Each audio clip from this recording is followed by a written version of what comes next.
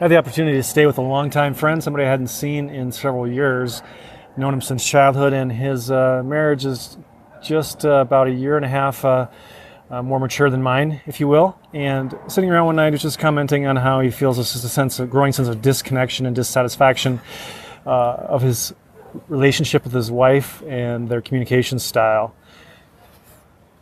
Putting terms to this, something I learned or heard recently, is the takeoff and landing phenomenon. And what I'm getting at is watching him interact with his wife over the last several days. When we would go out to do something, he'd just pack up his stuff and say, let's go. He wouldn't say goodbye to her, wouldn't tell her that he was leaving, wouldn't necessarily tell her where we were going. And when we got back later that evening, she was down reading in the bedroom, and I said, is your wife still up? He said, I have no idea. She's probably reading. And I said, are you going to check in with her? And he said, no, I don't need to. I don't do that. We don't keep tabs on each other like that. And the concept that I think is important is takeoff and landing. Just like when you're in an airplane, they just don't open the door and let you jump on the airplane. They announce it, they prep you for it, they let you know when it's happening.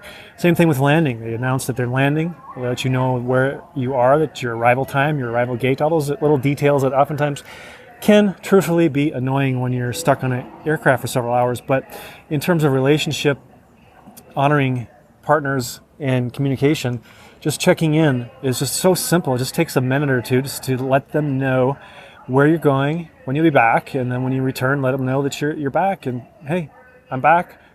Had a great time at the gym or out with the boys or whatever. Is there anything I can do to help you? Just a very simple thing.